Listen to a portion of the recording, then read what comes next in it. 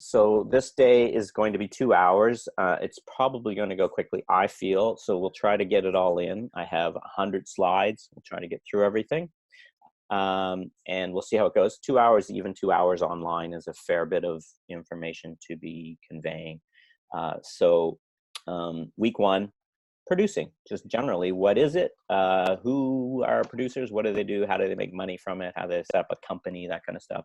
Week two, more about intellectual property, how to get what you would call an asset, I suppose, in producing, which is get something to sell, to turn into something to make money from. And week three is more, okay, how to pitch it, how to formulate it, how to get funding, how to get the money to make it happen. So by the end of this, we're hoping that we would have, I'm just gonna make sure my slides are clear enough. Just give me a second. There's my chat. Yeah, have at least one thing that you're ready for the marketplace. That's really what we're going for. And as you guys know, there are a couple opportunities out there right now for you to make money, or pitch an idea and get a commission, we would call it. Bell, the FIBE TV1, which is a nonprofit part of Bell, and it's in all across Canada, but in Atlantic Canada, they have some money to spend right now. The other one is CBC just announced they have until the 24th, I think, of this month. You can apply to make a short film or a long film or a documentary or whatever. There's a whole bunch. We'll talk a bit about those two opportunities, but there's others, of course. So that's what we're working on. So we're going to talk about what is producing, where do you fit in to the, I say film ecology, like where are you in that, there's lots of people that work in the film industry, and where do you all fit? And what is intellectual property and how do you monetize it? So that's part of what we're going to be talking about. That makes sense. And the types of producing, and specifically today, that's where we're going to cover the different types of producing. Creative producing, where it's you bringing an idea all the way from beginning to end. Co-producing, where you maybe latch onto a project that's already developed somewhat. And then service producing, where someone comes to you and says, I just need someone to produce this for me, help me. I don't need you to contribute creatively, but just help me. So there's a variety of different ways to produce. We'll do an overview of the role of producing, like what you actually do when you're producing. It's kind of an ambiguous term in the industry, but we'll try and break that down. And what you need to operate as an independent producer, because there are some things you got to set in place before you can move on. And we'll talk about that. And what you need to do, one of the examples is, setting up a company. Maybe some of you already have, and maybe others of you are thinking about what are the steps that you need to do to create that company. We use the term shingle. It's kind of just a silly term, but what are assets? What are the things that you would own as a producer? Not necessarily hard items like a computer in an office space, but the things that you sell, what are those things? And what are your responsibilities? And also you and your idea as a mini startup, just sort of conceiving how you take this idea and move it forward. So we're going to talk about that. And then we have a few goals. Today, at the end of today, at 3 o'clock, the job of the producer. So you can explain that. And how to begin to exploit the idea. So that's hopefully what you'll know hopefully more about that. And if you already know all of this already, maybe you don't need to hang out the whole time, but feel free. I'm sure you'll pick up a nugget or two. And then I'm going to just try to measure now, in a moment, where we're at. But I'm going to ask each of you just briefly to tell me where you guys are at with this. So week 2, next week, we're going to talk about developing your idea, creating materials, what's IP. We just talked about that briefly.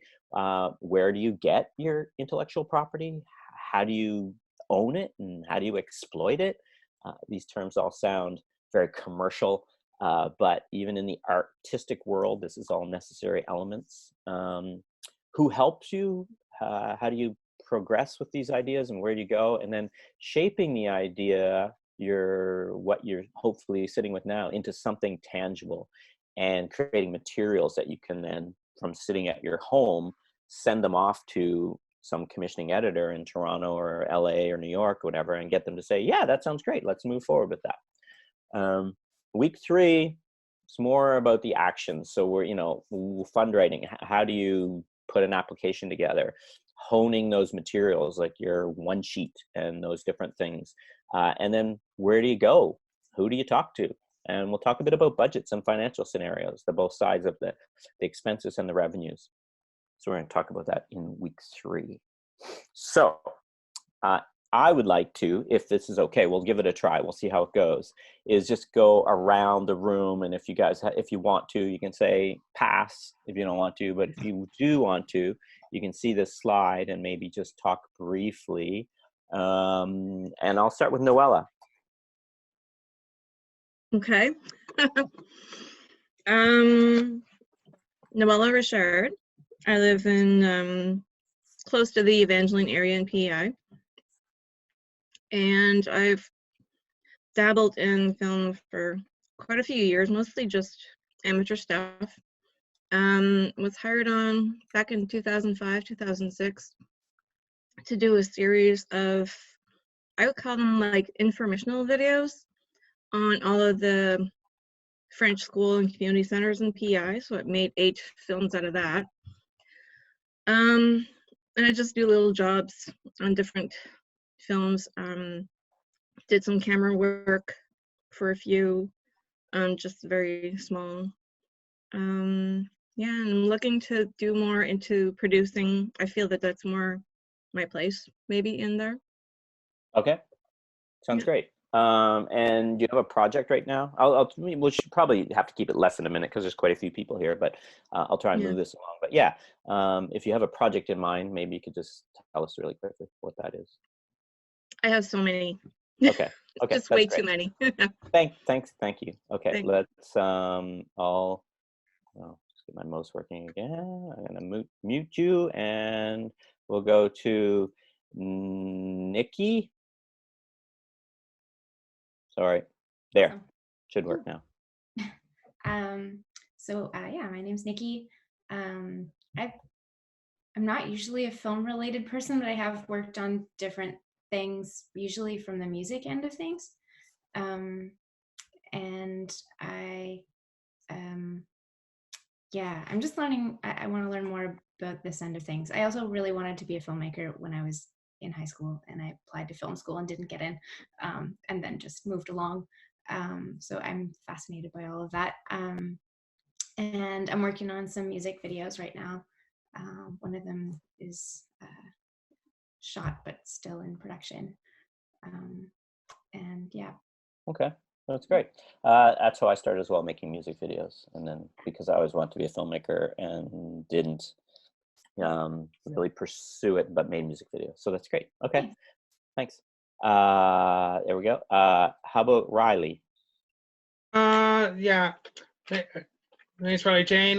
Most of my film was like way back in a past life. I did a lot of more like in front of the camera stuff. Haven't really done a whole lot behind the scenes. Just because I'm one of those people where I have plenty of ideas, it's just a matter of getting them down is the issue. But I am working on a collaboration project right now with the LGBT community. So having other people there, kind of working for them, it's going to get me a bit more motivated to actually sit down and do it. I already finished my second draft now and just working on the final draft. So don't know when it's gonna be put on, given the social situation right now, but we'll see. Okay, thank you very much. That's awesome. Thanks, John.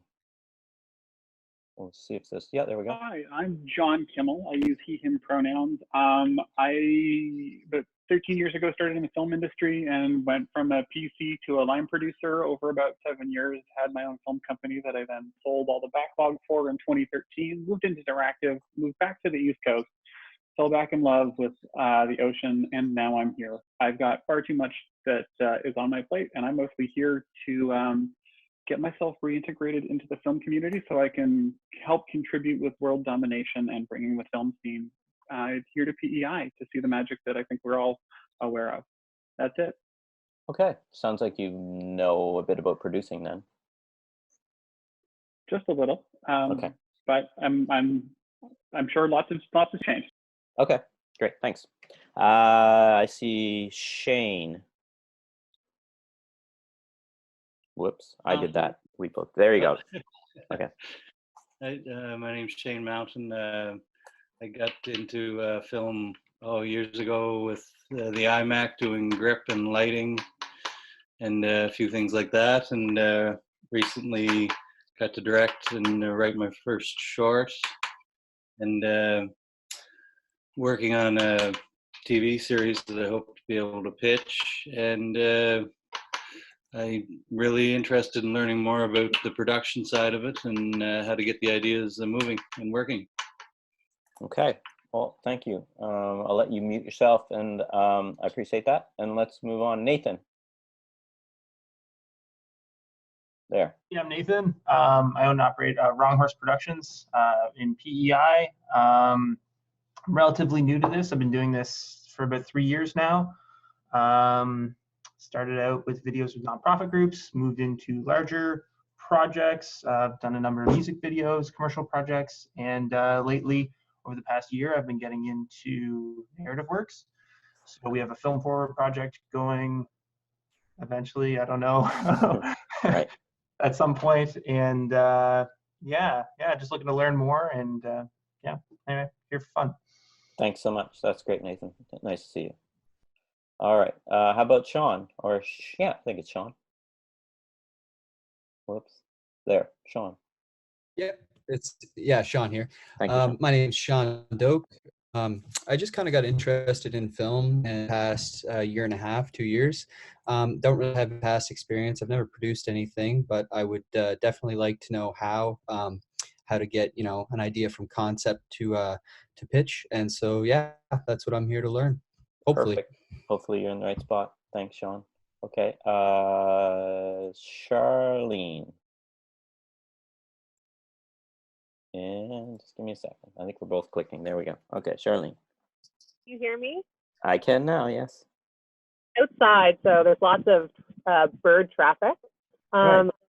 I just had my 3rd year anniversary in filmmaking as well. I started as a PA, working on lots of music videos. And currently I just finished producing my first short. I have a web series, I guess in the funding stage, hopefully. Me and my creative partner, Kelly, have a web series out there. And personally, I have what I would describe as like more of a CBC friendly sitcom in my back pocket as well. So my goal for this is to be able to pitch that at the end of the 3 weeks. Perfect. Excellent. Yeah, let's make sure we get this done in time for you to do that, because the CBC has that deadline coming up. So I think it's around, let me just check this calendar. Yeah. You'll have to have it done before this is over for CBC. I think it's the 24th, but we'll check that. Thank you. All right. Thanks, Charlene. Okay, let's go. Just get this. There we go. Okay. I don't know. Okay. Chi-Chi? Hear me? There, I can hear you. Okay, hi, good afternoon. Chichi is just a short form for my name. My name is Chiwendo. Chilefo, from Nigeria. I came to PEI in 2017 as an international student. I graduated last year. I don't know, I've always been interested in filmmaking. Back home, I wrote a few scripts and I tried to get into the movie industry back home, but I couldn't do that before I left Nigeria over 10 years ago. Yeah, it's a passion that I've always loved all my life, but haven't got a chance to see it come to fruition. So last year I joined FilmPEI with the view of pursuing this passion. Excellent. I work in a nursing home, and my job there, I have quite generated a lot of ideas from my residents and the people I work with. Currently, I'm working on a project which I title The Nursing Home. Yeah, there are a group of people that I've been following that really their lives have given me a lot of ideas to explore. Okay. Yeah. Okay, that sounds good. Okay, well, Yeah. we'll talk a bit, hopefully a bit more about how to take that idea and then formulate it into something that hopefully you can get some funding and get it made. Great. Yeah. Thanks. Thank you. Okay. Maria? Hello? Yes, hello. Hi, how's it going? I'm Maria. I'm from Charlottetown. I have some experience in kind of being an on-screen personality as well as a movement director and choreographer for different film projects. I don't have a heap of experience. I've worked on different music videos, different short series and things like that. Last year I had produced a short series with Nathan Carter, actually, who's also here. Hey, Nathan. For Diversity PEI, which is really fun. And it kind of got the wheels turning about how I can do more concepts that I've got in mind for awareness raising cultural pieces and how to develop those pitches. I have one project in mind in particular, so I'm looking forward to keeping that at the front of my awareness while you teach us all these great things. Excellent. Okay. Well, I think there's just one more person. Marla, I think, is the only the person. So Marla. All right, let's get this. I'm going to stop clicking. There you go. Okay. Hopefully we can hear you now. Hi guys, my name is Marla Morrison. I work for a company here in PEI called Furrow. Film is not my background. I had a career out west for about 15 years, and when I moved back to PEI, I met Craig Harris, who's the owner of Furrow, and pretty much right away got thrown into my first production in a producing role. So everything I did was learned on the ground, running. So I think pretty much every project now that I've had in the last 3+ years has definitely been just learning as I go with every project. A lot of times I stop and question, is there an easier way to do this? Am I doing it right? Is there more efficient ways of just approaching a project? So that's something that I think I'd like to check off in this course. I have a project in mind, so I'm definitely interested in the pitch process, just how you approach that, getting some funding. That's something I haven't really had an opportunity to do. So that's definitely top of my list right now. Okay. Thank you very much. That's great. Thanks, Marla. I think that's everyone. If it isn't, please, you're welcome to, if you can unmute now, chime in. If you can't, you can send me a chat. I just sent everybody a little text that said, type your questions as we go. And maybe if one person wants to just type something right now so we know that it's working, then you can do that. But otherwise, maybe Renee and I can try and fix that if that's not. There we go. The test worked from John. So I think we're good. So that's how we can communicate along the way. I'll try and keep people muted generally because that will help, I think, with reverb and sound issues. So that's everybody. Now, I guess I should talk about myself. Renee, you guys know her. We won't ask her. But one thing I noticed, a lot of people mention music videos, and it's interesting because that, as I mentioned earlier, is how I got started. It's an interesting way to start making work if you haven't done it yet and you want to produce, because there's already someone out there that wants something made, and that would be the band, sometimes even the label, or the publisher or whatever. So there's people out there that want something to get turned into media, time-based media, like a music video. And you already pretty much have the soundtrack. In most cases, you do have the soundtrack. So you only have to think about one element, not sound, but picture. So if you are trying to start out producing something, music videos isn't a bad way to go because it's kind of less work in a way. Plus, because it's avant-garde or experimental, typically, it's not strict narrative storytelling. It's not strict documentary storytelling. It can be very fluid. You're allowed in a way to make a lot of mistakes. So that's also a nice way to begin. So music videos can be an interesting way to start. I just thought I'd mention that. So a little bit about me really quickly. Again, these slides will be available at the end. And again, we're recording this, so you could probably go back and look.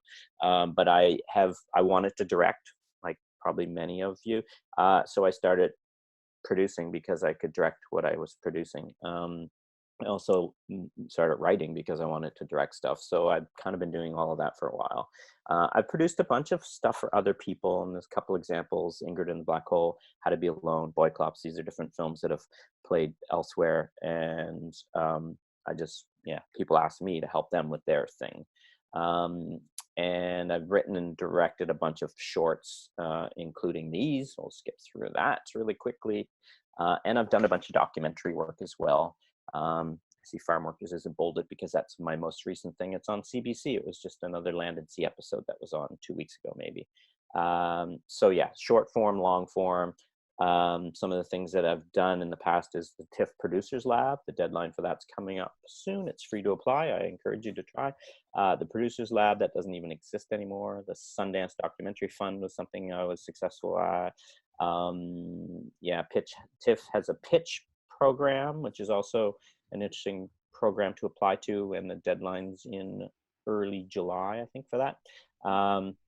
Anyway, there's a bunch of other things being involved at the Atlantic Filmmakers Co-op, doing a job similar to what Renee does. I did that in Halifax, and I am in Dartmouth, Nova Scotia right now. So I also program for film festivals, and that's useful because then you get to see people's work, which helps you realize what's trending, what's good, what's not good, what works, what doesn't work. So it's nice to sit on the other side. Just like if you were asked to be on a jury, if Renee said, could you be on a jury for something, it's really beneficial because you get to read other people's work and other people's applications. But yeah, there's a bunch of film festivals, and a friend and I just started a horror film festival that we're going to offer up this first time in the fall of this year, which is hopefully will be fun. Who knows, again, because of the pandemic, what will happen, but we've got tons of applications already, submissions. So that's me. Again, if you have any questions, that's great, but let's move on to making films. And I want to mention some good news to start. It's never been easier.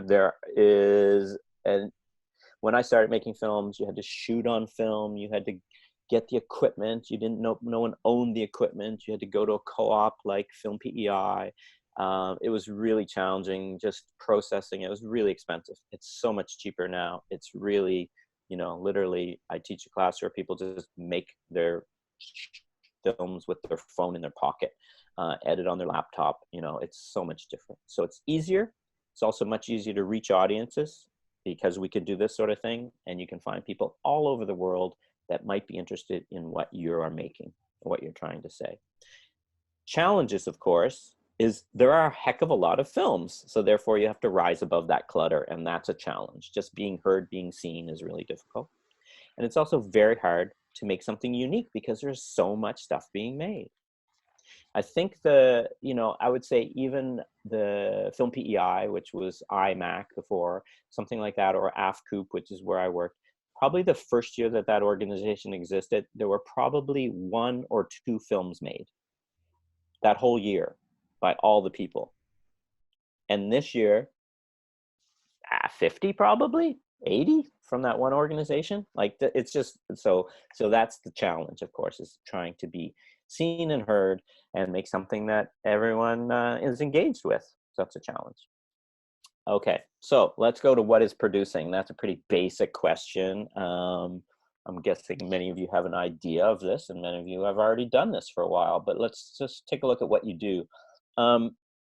Typically, again, TV and film, I'll separate it by television and film because, those are silos in a way, but it's all kind of merging now, of course, because what is television, right? But we will say traditionally, directors are the creative leader when it comes to film. Television, not so much. It's more the producer. The producer is more the writer, and therefore they typically, when you're doing a series, you can't have the same director. There's just too much work for the director to do. So it ends up being more producer driven, and they tend to be called the showrunner, you might call them. But in film, because it is a one-off, there's one person that has to have the idea and then pretend to be sitting in the audience 3 months from now, a year from now, whatever it is, and see the finished product. And that's really the director's job. But the producer's job is to be in charge of all the rest of it, financial, logistics, all of the stuff that helps the director envision what they first thought of all the way to when they sit in the audience, and then the audience sees the film, or even like on their iPhone or what have you. So that's something to think about.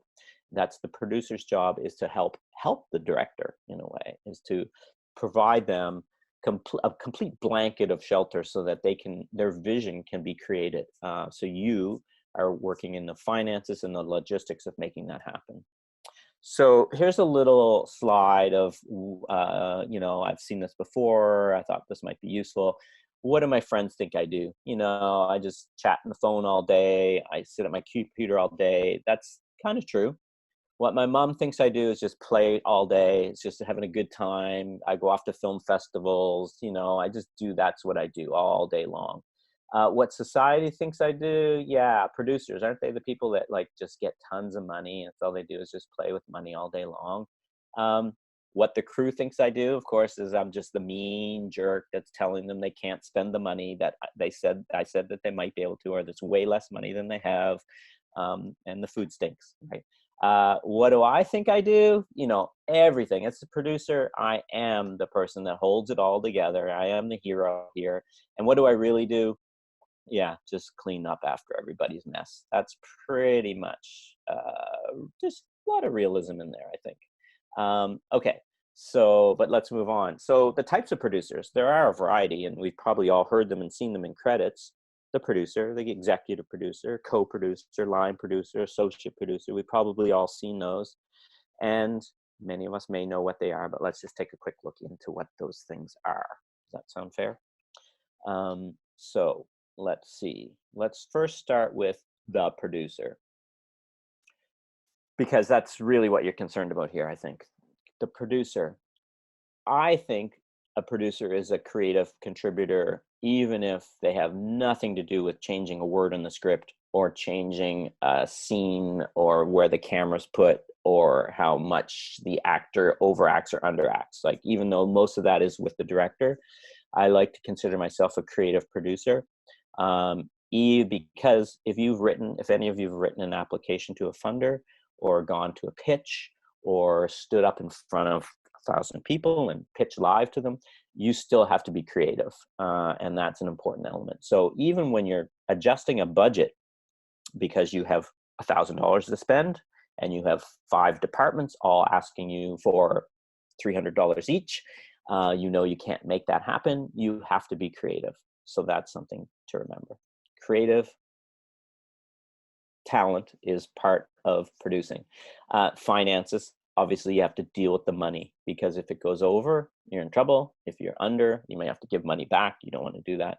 Scheduling, that's an important element, because, like for these film forwards, scheduling when they're going to happen, when they get shot, how the post-production happens, when they're delivered, all of that is really important. What team you put around you is also something that the producer does. Business affairs, I like using that term. That's always a folder I have open up for each project, because business affairs might be where your contracts go, where all of that, the paperwork, the paper trail, the chain of title, all of those things, your clearances and your deal memos and all that stuff, dealing with actors, all that stuff. It's good. That's the kind of business affair stuff. You have to deal with the bank and the insurance and all that stuff. Keeping a proper paper trail, that is your job. That's important. And I even add media archive, because unfortunately, I've talked to some filmmakers and I'm like, oh, that's a cool film. Can we show it? And they're like, I kind of lost it. I had a copy. I gave it to someone and I don't know where it is. It's a little less problematic in the digital world, but it's still a problem, because as you know, how we store media changes so often. And so if you don't have a RAID and a hard version of on a disc, what happens when like I picked up the other day, I can't see it on my desk here, but some different discs that have media on them. And I don't even know what machine I could stick them in to open. So you do have to think about archiving your work, like your films or whatever that is that you're doing, even if it's corporate work and someone wants access to it. So that's something to remember as well. And again, the producer is most often the person on the project from inception to completion. that's something to think about. Not always. Sometimes it's the director. Sometimes you're a team. Sometimes you are the director, producer, writer. But often you're the person that's stuck with solving everything all along, even at the very end. So the producer typically initiates, coordinates, supervises, and manages the creation of the production of the media. That's one thing that they try to do. You know, this is what we are doing here. I'm trying to get you to initiate an idea and then move it along and then take it all the way through. But, you know, we'll see how each of those ideas go. You typically secure the rights to the project. So maybe you saw a cool article in the newspaper or a friend had told you an idea. It's your job to secure the rights to then move that forward, because if you haven't secured those rights, that person might come back to you and say, I see you're making a film, but isn't that my idea that I had? And that could be a problem, right? So you need to secure those rights. You typically hire and manage all those key team members. And sometimes that just means hiring the right line producer and getting them to do the work or whatever, but you typically hire, and that might include hiring the writer or the director or the talent, even the crew, even the cast, heads of the departments, all of those people. You typically are the person that does that. Again, the bigger the production, the more delineation of jobs there might be, and you might have someone working under you as a production assistant or a line producer or all those different ways, but typically you do a lot of this work as a producer. You also, again, set the budget and secure the funds for the project, because without the money, it's not going to happen. You oversee the project to ensure that it stays within budget. That's important. Again, you can't go over budget or you lose it, and you can't go under budget or you don't get to spend all that money. We can talk about that a bit more later. And we talked about setting the production schedule. That's something that you would do, something that's kind of crazy right now. And what people are predicting is that a lot of people are now just in that stuck in the development phase. And then if the pandemic, you know, if we're able to move out of that and move into production, it's going to be crazy because everyone will have to be producing at the same time. And, you know, this could be compared to the writer's strike that they had in the US. And so for a while, there was nothing that could be written and everyone was waiting. And as soon as writers could go, then there was so much production. So there's talking about how crews are going to be short once production gets started, if that is the case. We don't quite know.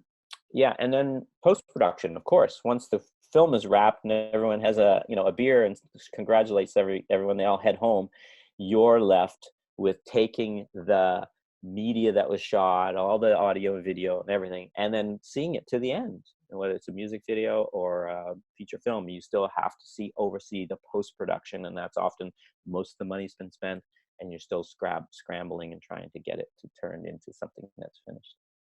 And then, of course, once it's done, what's left? You have to sell it. You have to take it to market. You have to show people. You have to get it out there. You have to get it seen. So that's like a whole other phase of producing that we don't often talk about. That I did teach a workshop last year at FilmPEI, which talked about that phase, which is really the second half of producing. A lot of people, all that stuff I listed really is half of producing, and the second half is now I have something to sell. So you have to consider how important that phase is to your career, if that's what you want to do. Even if it's a corporate video and you're just delivering it, or a music video and you just deliver it to them and you expect them to do all the marketing promotion, you still have to consider that maybe you can help contribute to that. As I mentioned, I just finished a half hour for CBC for Land and Sea. I delivered it to them, but I can help promote that. I can help get eyeballs on it. I can help people talk about it and get, engaged in it. And that helps the channel. And then they might want to come back to me to have me do more because I'm helping market and promote it, even though I don't own it. So remember that. I'll just give you a quick example.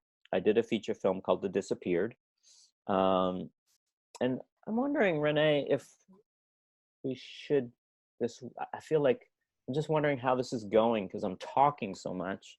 And not normally when we're in a room together, we get to stop and and I can read the room. So it's tricky. So I'm wondering, is it something where it'd be useful to take a 3-minute break and watch the trailer? Or what do you think? Would you How's it guys going? want wave some if you feedback, wanted? It's not rambly to me. I think it's interesting. Okay. I mean, yeah, I see some, yeah, it's just, I don't mind talking, but I like, it's like even this is a break, right? So for people listening, right, even having one person, one new voice is good. So, again, we're new at this, we're trying to figure this out. So, and you can't see me because I have the slide up. So it's a voice and, thing. So if it's Well, all we're going getting okay. notes that everybody seems to think it's fine. Okay. Yeah. Okay. Thank you. You're Well, doing that was well, the break. Walter. I'm really engaged. It's good. Okay. When I see forehead, I'll wait till forehead's not off, and then change the format. No, it's that was enough, I think, just to break it up. You know what I mean? So thank you for chiming in. So the example is The Disappeared. So this is a feature film that was, I think, $1.25 million. So a bigger project, obviously. It takes quite a while to get that. It's a lot of money is from the taxpayers. So telefilm shouldn't be willy-nilly about giving that amount of money out. It shouldn't be that easy for a producer to get $500,000, $600,000 out of the tax-paying, people. So it takes a lot of work. So what happened with this project is I made a short. I worked on a short with a person, Shandy is their name, the director. We had done quite well with it. It played at the Toronto Film Festival, Vancouver, a bunch of different places. And then we got back from those, having gone and promoted it. And then I wrote to her and I said, so what's next? Do you have another project? And she's like, I just pulled my feature off the typewriter or whatever, out of the computer. And I said, well, okay, well, let me have a read. And I read it and I liked it. And so we started developing it. So as the producer, I optioned the rights to take that story and turn it into something. So I was like, first, she's the director, she wrote it, but so I went to her and I said, what project? So in a way, I initiated it. We became partners. We developed it. We got money from Telefilm, did a round of development, kind of kept working, pitching it to people. Then I got another producer involved. We moved that further along. Then I got another 2 producers involved. So there were 4 of us, and we kept moving along through 3 rounds of development of Telefilm. Not that different than, we'll say, Adam and Jason, who did a feature in PEI recently. And so when we finally developed it, got some producers from out of province, we sort of cobbled together a bunch of money. We shot it. And then we got it finished, and then we put it in film festivals, and then we kept selling it. We put it on iTunes and Vimeo, and so what's the one in the States? I can't think of it. Anyway, a bunch of different places, and have it on DVD, have it on Blu-ray, have it on our website, selling it just as many different ways. So the 3 producers and I, 2 of which and I have continued to work together. We probably had a 1-hour meeting every week for 5 years on that project. Like, it just, because all the way from when we started working together to when we made it, to when we were marketing it, to promoting it, to selling it. And we still meet maybe once every 3 months for an hour now, because there's still paperwork that has to be done. That's like 5-6 years ago. So just as an example, the producer, so I was the creative producer on it from the beginning, brought other producers on, and then all the way through that, and continues to make little bits of money all the way through, but not a ton because you're sharing it. But we'll just talk about that a bit more later. But that's just an example. As a producer, those are all the steps that you may end up taking in we'll say a success, I guess. That's what we would say. Let's talk about the other types of producers. So we've heard of the executive producer, and that's, again, these are my definitions, but usually a financier or they help secure the financing. You would typically give an executive producer a credit if they say, oh, I got a helicopter, you can use it for your scene. And you're like, wow, that's amazing. That's such a great contribution. I'll give you executive producer credit for that type of thing. So that's, someone that brings something big to the production. And again, there's other ways, but in TV, they typically are like the head honcho, the one that came up with the concept or came up with the idea, or is a super successful producer with a bunch of ideas, and people just want to keep giving them money to make something. So Aaron Sorkin would be an example, somebody that's done a bunch of series, and they typically are the executive producer. They're the ones that have the final say. Mentorship is another great example. So executive producers can be very helpful when you're starting out and you are trying to move up the ladder and maybe do a bigger production.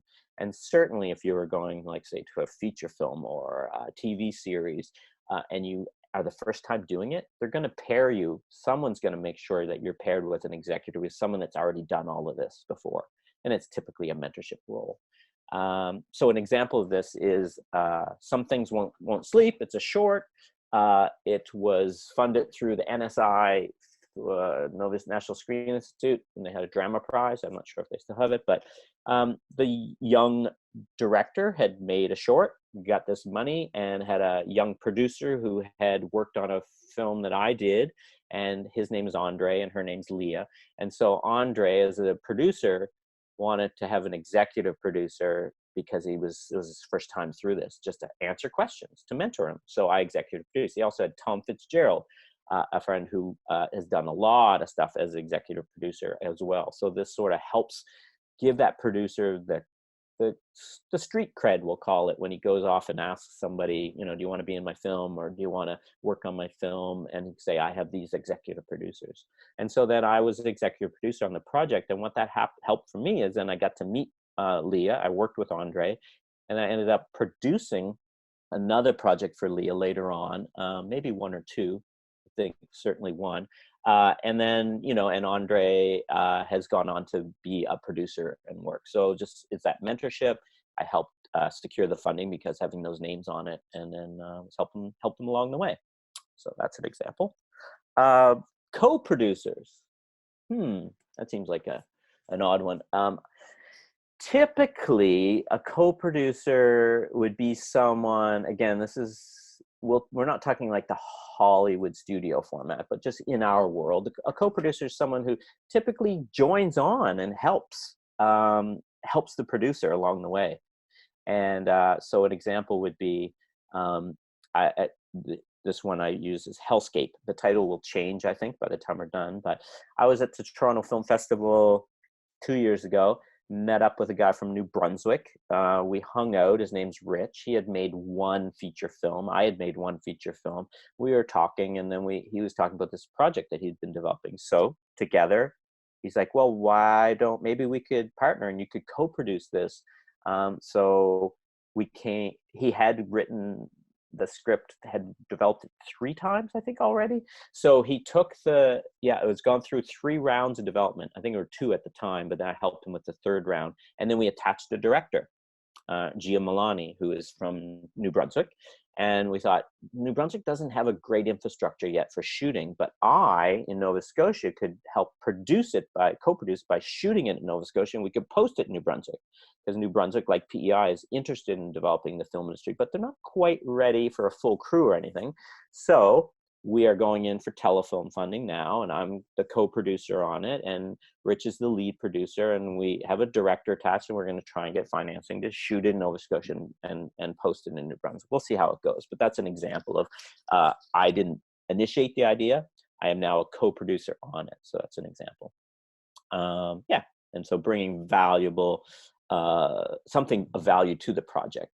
One of the projects I did a long time ago was about the AIDS crisis in Malawi. And my partner, we had made some films together. He went to Africa and made the film, and I was here, and he wanted me to help him finish the film. I helped him get some money from the NFB, and I helped him helped him along. And so I got a co-producing credit. I didn't get a producing credit. I got a co-producing credit because I helped, because I was able to bring some money, and I was able to just help along the way. If that makes sense. Line producer.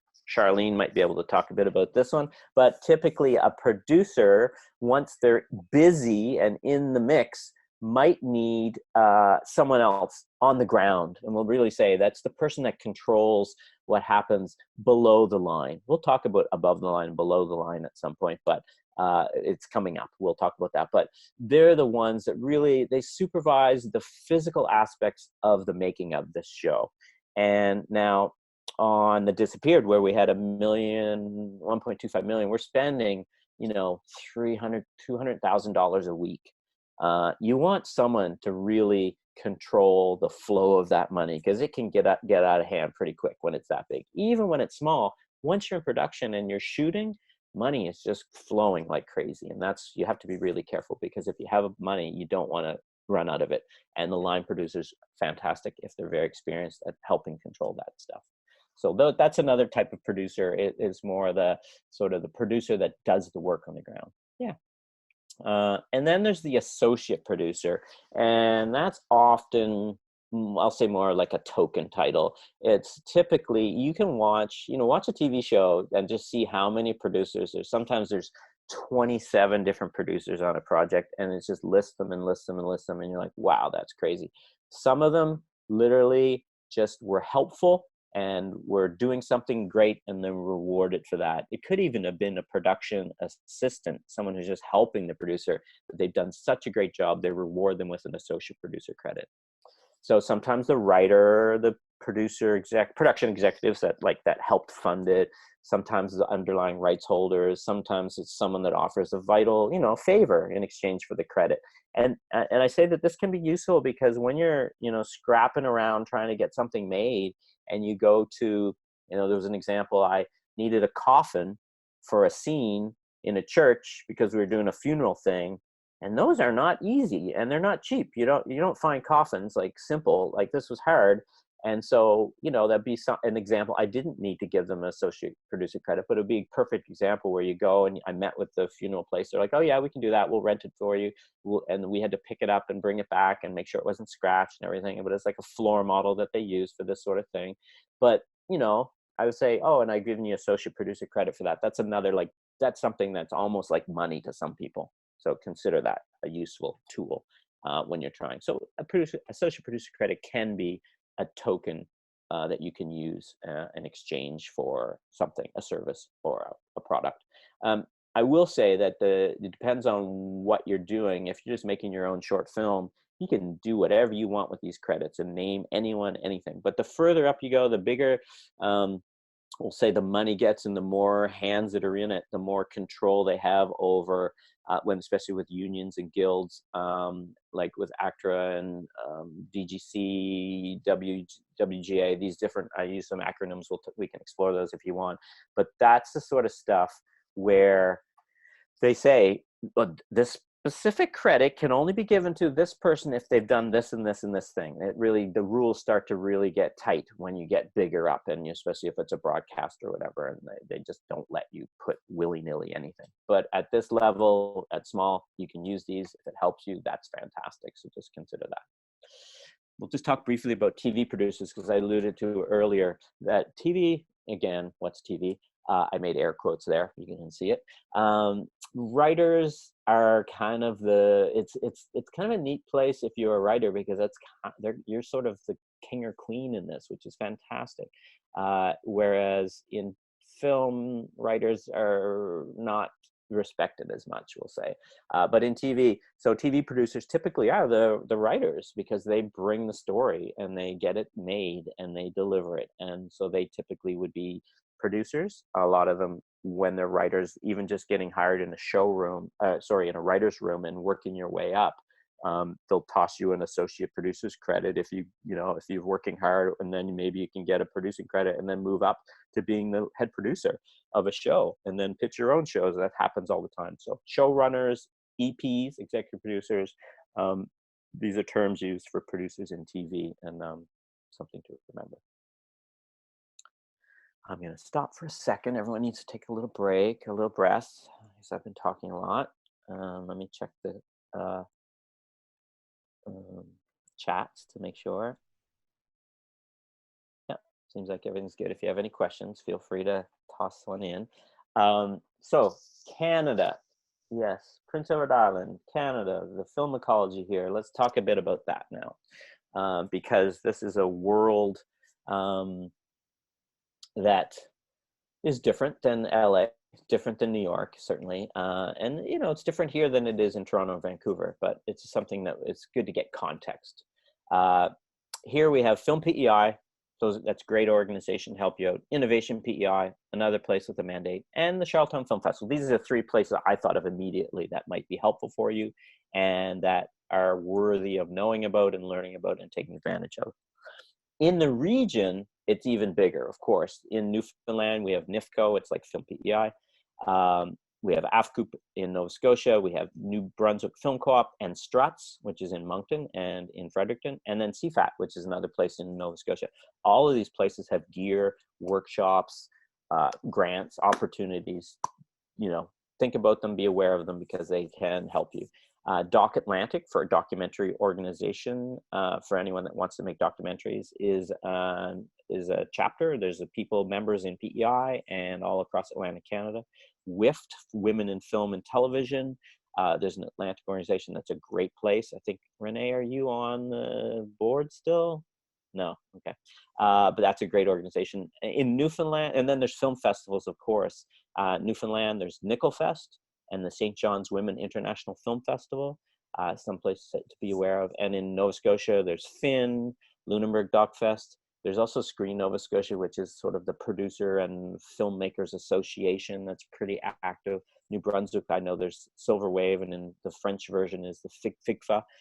So there's festivals there. There's also tons of specialty festivals, LGBTQ festivals, Jewish, Black, horror, all kinds of different festivals available. So if you're making stuff and you want to get it seen, or even some of these have screenwriting contests, some of them have, there's other festivals I didn't even mention here that have screenwriting contests and different training opportunities, stuff to be aware of. Nationally, of course, there's for producers, the Canadian Media Producers Association. That is kind of, you know, they lobby for producers. They help producers get stuff made. And you can become a member of that if you want. It's, I think, $300 for your first year. It goes up to $750 after that. And then after that, it's, if you have more than one employee, it's even more than that. So it's pretty expensive, but they do a fair bit. And again, Documentary Organization of Canada has a listserv that's very helpful. Different things. If you want to join them, you can talk to Doc Atlantic. And again, there's markets, places we go to in Canada to help sell our stuff. TIFF, Toronto International Film Festival, there's like 6,000 people like us that travel there and try to do business. Hot Docs has a huge market. RIDM in Montreal has a really good, it's not far, it's not that expensive, it's a really good one-day market with a very impressive amount of people you can meet with. Fantasia is also in Montreal. It's a genre market. It's a great market too.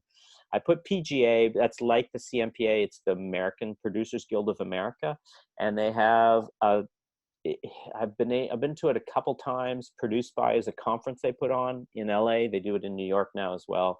And all this is fairly expensive and kind of high end, but these are opportunities that some of the provinces have put together some travel help to help people attend these things. So, you know, something to think about and work towards if you have ideas and you want to sell them face to face at markets. So let's talk about setting up your company, because that's important. Maybe some of you have already. That's great. There's some different ways to do that. Start small, keep it simple. I'll use the acronym KISS. Keep it simple, stupid. That's something to remember. You want to keep it simple. So if you're starting out, a sole proprietorship is the cheapest, easiest thing you can do to create a company. You can do it through Prince Edward Island. You do a name search, and it's not that difficult. Renee can help you with that, I'm sure. I just did a quick Google on FilmPEI, in Prince Edward Island. It looked very similar to Nova Scotia. Maybe you're not working alone. Maybe you have someone else you want to work with. You can set up a partnership and work with someone else. And it's really similar to a sole proprietorship, but there's just 2 or more of you. Again, you have to come up with a name. You can start the company.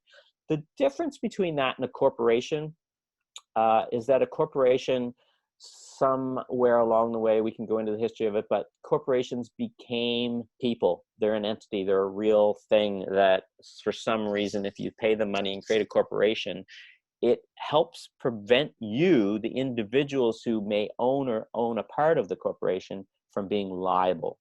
And so that's an important thing. So as a partnership or sole proprietorship, you can pour all your sweat and tears and all your money into your projects.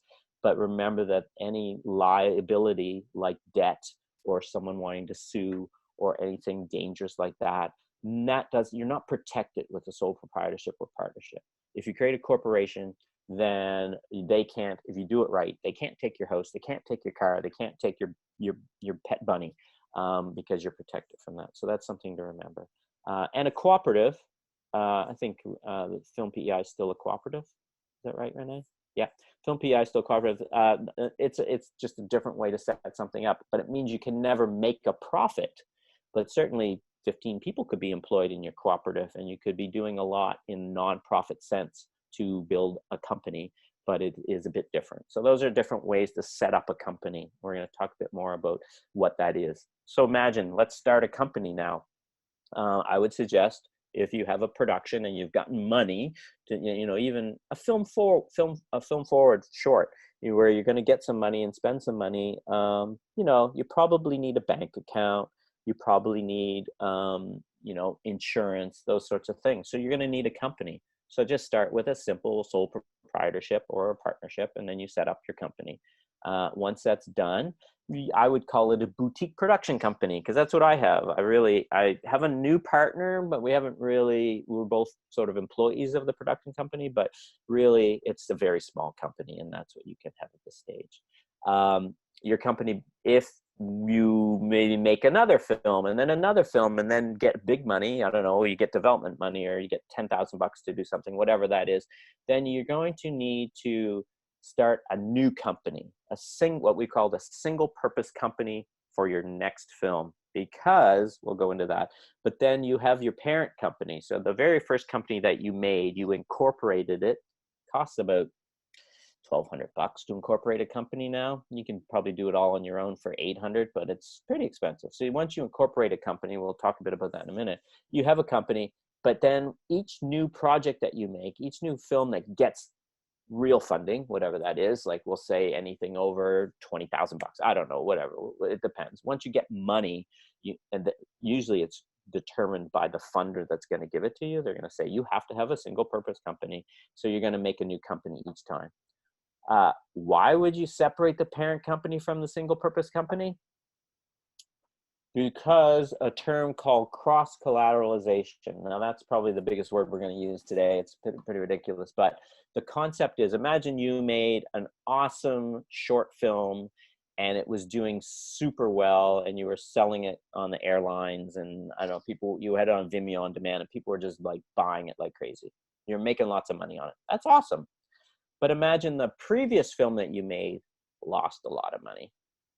And that previous film that you made and the film that you made are both in the same company. So maybe you weren't able to pay some of the people you deferred your fees to, the DOP, maybe you said that on the first film, like, you work for free for me. If I ever make money on this film, I'll pay you. And they're like, sure, $700. You owe me $700 if you ever make money on it. Well, what if you made money on the next film, but you didn't make any money on this film? They could say, well, it's all in the same company. You made money on that film. You need to pay me now. But if you have separate companies, then you create a barrier between those two companies, a wall between them, and you have two separate companies, so someone can't legally come and say, well, you made a lot of money on that other film, you owe me still money for this film, you have to pay me. So that's why you do it. Hope that's clear. Let's move on from cross-collateralization. Now let's talk about the different costs that you need to have when you set up your company. You do have to do a name search. You do have to register the company with a province or nationally. It's actually cheaper to do a national incorporation than it is to do in Nova Scotia. We have the highest rates annually, but I don't know what the cost is in PEI, so it's something to think about, right, Renee? You can contribute. Federal is way cheaper. Yeah, so do a federal incorporation and then you have to register your name in PEI, which it costs like $200 or something. Right. Yeah, they'll get you every way. So thank you, Renee. So incorporation, there's a cost to that, as I mentioned, and then you still have to like set up a bank account and then probably buy your checks. Right? You don't need to write many checks these days, but my accountant likes it if I have checks because it's really easy to follow. But even transfers and stuff. So there's some costs involved. One-time fees, we'll say. There's also, think about these other things that you might want to have with your company. You probably already started to think about these. Like, what's the company name? And if that name has a brand or a logo, do you have that? I got a friend to design the logo for my company. I've done it a couple times, but the last one I paid her some money and she designed a logo. And so I have that. Then you need business cards typically. Some people have digital business cards, but if you're going to meet people, business cards are still pretty useful. I have a stack probably an inch and a half thick from the last market I went to, just from all the people that I met, and we exchanged business cards. So you get, it's only like $20, but you still have to spend that money. A letterhead, something if you're going to be writing to people and asking for money and stuff, you probably need to lay that out. Again, you can do much of this yourself. A website, having a website for your company, still pretty useful. You can do it pretty cheaply, but there's still some costs typically. And have you ever seen an opening logo for a film? You probably thought, oh, I have a great idea for mine. 20th Century Fox, we've got The Lion, we've got some classics, but most films open with a little opening logo, and that's animated, and sometimes that takes a bit of work to make. I have some pretty simple one. I don't even have one now. I had an old one that just makes my logo spinning around. But those are things to consider. Then there's annual requirements. That annual, like we talked about, oh God, I got to pay the annual fee to that annual statements, because if you are being asked to submit money or reports to funders, they need annual statements. So that means you have to hire an accountant to do those. And then your online presence, if you have a website or such. I have 3 websites right now for my parent company and 2 productions. And I was just talking to the guy who does that for me, and we're just moving them over from one host to another because it's a little cheaper. But that's just, he still has to do it. That costs me money. I have to pay my annual fees to keep it all up. So all that stuff adds up, right? You want to minimize what we call overhead. You want to minimize all these costs as much as possible, because you need to put the money in your pocket to keep going, but these are all costs to be aware of. And then there's even monthly costs, like bank fees. Even having a bank account, $7 a month still adds up, right? The cheapest you can get. And then office costs. Do you rent an office? That would be a lot, probably, right? Or do you share an office? Or do you have an office at home? I'm talking to you from my office in my basement, which was just halved because my 13-year-old wanted a bedroom. So I had to build a wall and make a room for her. Now I have a smaller office, but it's cheaper. So keeping those costs down, but even your phone costs, we'll talk about the benefits of these in a minute, but these are these are things that still cost you money. You have to be careful about these things. They all go into the big pot at the end of the day.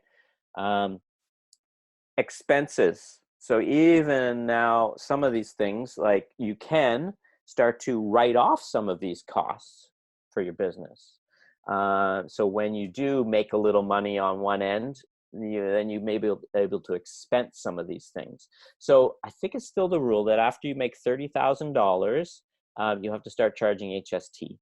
You're supposed to do that. So that means if you're starting to charge HST, the other benefit is that you can start claiming the cost of HST on all business expenses.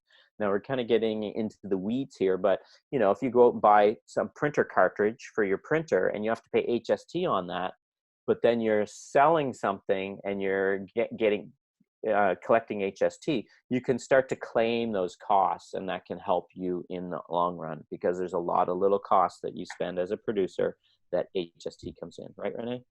Yeah, the incorporation allows you to claim 100% of your HST.